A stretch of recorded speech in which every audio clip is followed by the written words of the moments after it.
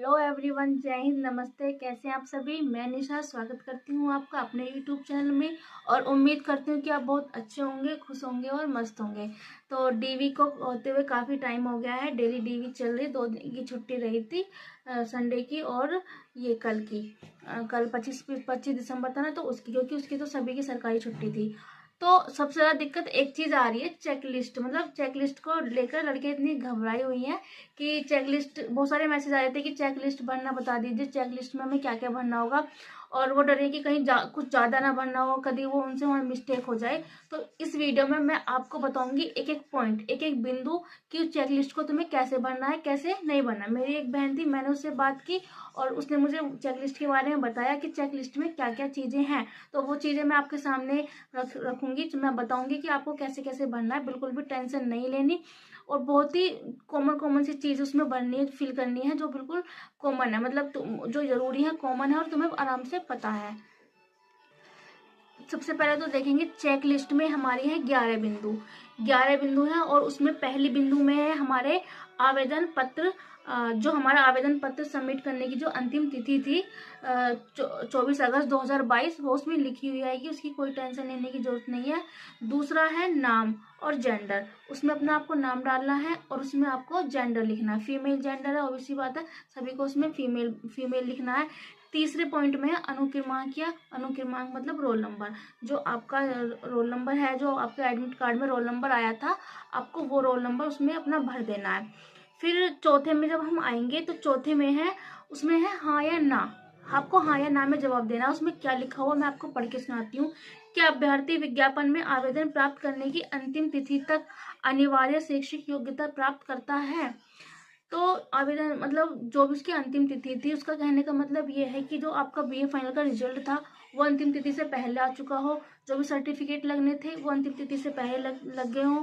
आपकी जो आयु है वो अंतिम तिथि से पहले मतलब क्लियर हो। मतलब कुल मिला के वो फोर्थ पॉइंट में ये पूछना चाह रहा है कि जो अंतिम तिथि थी उसके उससे आपने सारी अर्हताएं पूरी कर ली हो। आपकी जो मार्कशीट है फाइनल ईयर की, वो आपकी जो इशू डेट है उसमें वो आपका पहले का हो, 24 अगस्त से, मतलब बेशक वो 23 अगस्त का क्यों ना हो, चल जाएगा।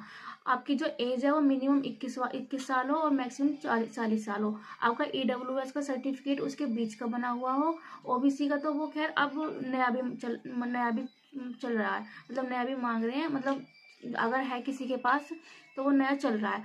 तो ओबीसी और SC का इतना बड़ा कोई इशू नहीं है। बाकी दूसरी चीज़ है, पांचवा बिंदु है कि बाल विकास पुष्टाहार की नौकरी है, पद नाम है उसका मुख्य सेविका, और आयु 21 से 40 साल। अनिवार्य अहर्ता को लेकर जो उसमें अनिवार्य अहर्ताएं हैं जो भी लिखी हुई हैं कि कला वर्ग से इतना इतना, ये जो भी लिखा हुआ है उसमें वो सारी बातें लिखी हुई हैं। और वहाँ केवल आपको हाँ या ना पे टिक करना है। तो जाहिर सी बात है कि जिसने भी फॉर्म भरा होगा 21 से 40 साल के बीच का ही होगा, तो उसमें आपको हाँ पे टिक कर देना। अगर नहीं करते हो तो आप उसे नहीं भी कर सकते हो, नहीं करोगे तो बहुत बड़ी दिक्कत हो जाएगी। फिर है 6 पॉइंट है कि उसमें भी हाना पे हाना का गोला करना है कि 1 जुलाई 2022, जो आपने नोटिफिकेशन पढ़ा होगा उसमें एज लिख रही होगी, मतलब उसमें लिख रहा होगा कि एज की गणना हमें 1 जुलाई 2022 से करनी है। तो उसमें आपको 1 जुलाई 2022 तक आपने 21 साल पूरी कर ली हो और मैक्सिमम आपकी 40 साल से ज़्यादा ना हो, तो उस पर आपको हाँ या ना पे टिक करना है। फिर आपका 7th पॉइंट में आएगा आरक्षण की किस श्रेणी में आते हो। तो आरक्षण ओबीसी, SC और EWS। आपको अगर आप ओबीसी हो तो आपको ओबीसी पे टिक करना है, EWS हो तो EWS वाले पे, और अगर SC हो तो SC वाले पे। वो भी बिल्कुल टेंशन लेने वाली बात नहीं है। फिर आता है क्षेत्रीय आरक्षण। क्षेत्रीय आरक्षण होता है जैसे कि हम PH में आता है, कोई कोई स्वतंत्र सेनानी में आता है, महिला वर्ग, तो उसमें एक फीमेल का ऑप्शन होगा, आपको फीमेल वाला गोला कर देना है। और क्योंकि महिला का जो आरक्षण है वो क्षेत्रीय आरक्षण में ही आता है। महिलाओं का भी जो जो टोटल वैकेंसी निकलती है इसमें बॉयज वगैरह सब होते हैं, तो उसमें क्षेत्रीय आरक्षण की हम बात करेंगे तो महिलाएं क्षेत्रीय आरक्षण में आती हैं, तो इसलिए उसमें कॉलम दे रखा है। और 9 पॉइंट है सैनिक। मतलब आपने कोई सैनिक सेवा दे रखी है तो आपको हाँ या ना पे क्लिक करना है। अगर दे रखी है तो हाँ, अगर नहीं दे रखी है तो नहीं। जो 10th नंबर उसी 10th नंबर है घोषणा पत्र। घोषणा पत्र में आपको एक डैश डैश लिखा हुआ मिलेगा, मैं, उसके आगे डैश, आपको अपना उसमें नाम लिखना है। फिर उसमें सारी बात लिखी होंगी कि मैं ये घोषणा करता हूँ कि मेरा जो ये है वो सब कुछ कंप्लीट है, जो भी अर्हता है मैंने धारण कर लिया, जो मैंने भरा है वो बिल्कुल ठीक है। इस टाइप के आपका एक घोषणा पत्र होगा। फिर उसमें आपको लिखना है अपना 10th का अनुक्रमांक नंबर और प्रमाण पत्र नंबर, 12th का प्रमाण पत्र नंबर लिखना है।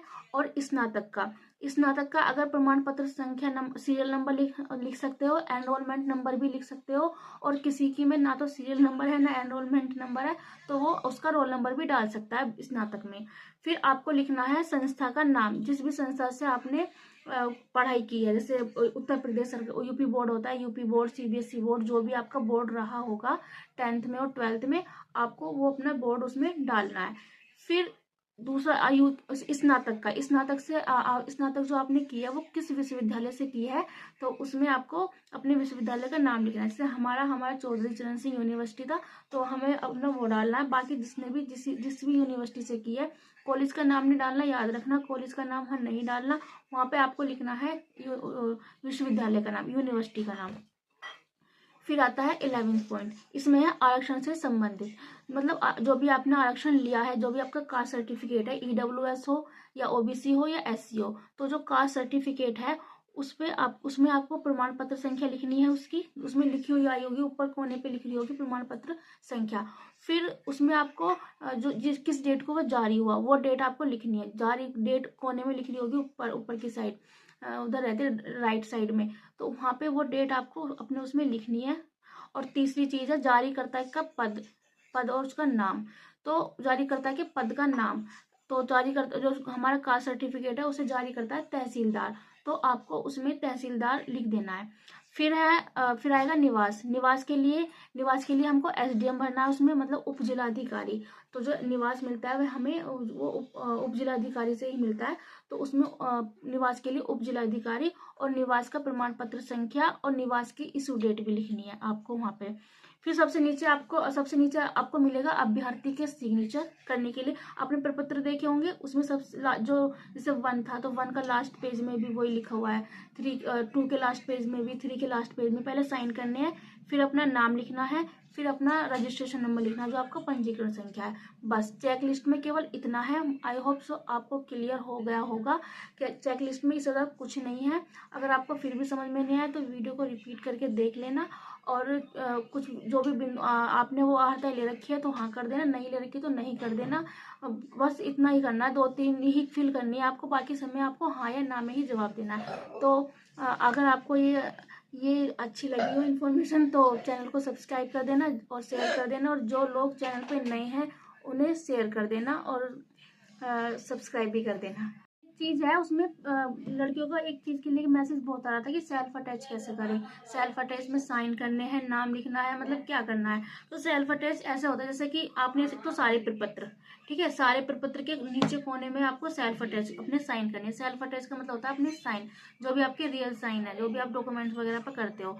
और जितने भी आपने फोटोकॉपी कराई है ना अपने डॉक्यूमेंट्स की, 10th 12th की मार्कशीट, ग्रेजुएशन की मार्कशीट, डिग्री की मार्कशीट, कास्ट सर्टिफिकेट की मार्कशीट, मूल निवास की मार्कशीट, जितनी फोटोकॉपी कराई है उन सभी फोटोकॉपी के नीचे कोने में आपको सभी पे साइन करने हैं, जितने भी आपने सेट करा रखे। जाहिर सी बात है सभी ने 2-2 सेट कराए होंगे, तो दोनों सेटों पे आपको साइन मारने हैं, हर एक पेज पे जितना भी आपने सेट बनाए हैं ना प्रपत्र से लेकर और उसके अपने डॉक्यूमेंट्स के जो फोटोकॉपी है, तो उन पे सब पे साइन करने हैं सबसे नीचे कोने में। वही होता है सेल्फ अटैच। नाम वाम कुछ नहीं लिखना, केवल आपको अपने साइन मारने हैं और इससे ज्यादा कुछ नहीं करना। एक चीज और थी प्रोविजनल डिग्री को लेकर कि प्रोविजनल डिग्री हमारे पास, रियल डिग्री हमारी निकल नहीं रही है तो क्या करें। देखिए आप कोशिश करना कि आप वहाँ पे अपनी रियल डिग्री ही लेके जाएं, क्योंकि वहाँ पे दिक्कत हो रही है बहुत ज्यादा। वो प्रोविजनल को एक्सेप्ट तो कर रहे हैं लेकिन उसके लिए भी आपको 15 दिन का टाइम दे रहे हैं कि अपनी ओरिजिनल डिग्री लाके दो। अगर आप ओरिजिनल डिग्री टाइम पे नहीं लाके उन्हें देते हैं तो आपके रिजल्ट में दिक्कत होगी, आपके रिजल्ट के नीचे प्रोविजनल लिखा हुआ आ जाएगा, आप प्रोविजनल लिस्ट में पहुंच जाएंगी। इतना ध्यान रखना। तो बहुत सी लड़कियां कह रही थी, तो मैंने उसके लिए पता किया। मेरी एक बहन है, उन्होंने मुझे बताया कि वो प्रोविजनल डिग्री ले तो रहे हैं जो डिजिटल डिग्री है, लेकिन वो टाइम दे रहे हैं कि अपनी ओरिजिनल ला के दो। तो कोशिश करो कि अपनी कैसे भी करके ओरिजिनल डिग्री वहाँ से यूनिवर्सिटी से निकलवाओ। खुद जाओ, उनसे रिक्वेस्ट करो, उन्हें बताओ कि हमारा डॉक्यूमेंट्स वेरिफिकेशन है, हमें दिक्कत हो रही है, हमारा रिजल्ट रुक जाएगा, तो हमें आप डिग्री निकाल के दो। अगर वो फिर भी नहीं मानते हैं तो आप थोड़ा उच्च शिक्षा विभाग में, मतलब उसमें जाके शिकायत कर सकती हैं कि हमारी डिग्री नहीं दे रहा है। ऐसा कोई नहीं है कि डिग्री ना दे, क्योंकि डॉक्यूमेंट्स वेरिफिकेशन का टाइम है और कॉलेज में डिग्री रखी रहती हैं तो वो दे देते हैं तुरंत। बस वो ये कि वो लोग कुछ काम करना नहीं चाहते, तो आप वहाँ जाके रिक्वेस्ट कर सकते हैं और अपनी जान पहचान के किसी इंसान को ले जा सकते हैं जिसकी यूनिवर्सिटी में अच्छी खासी जान पहचान हो, वो भी आपकी डिग्री निकलवा सकता है। तो डिग्री सबसे ज़्यादा ज़रूरी है इस टाइम।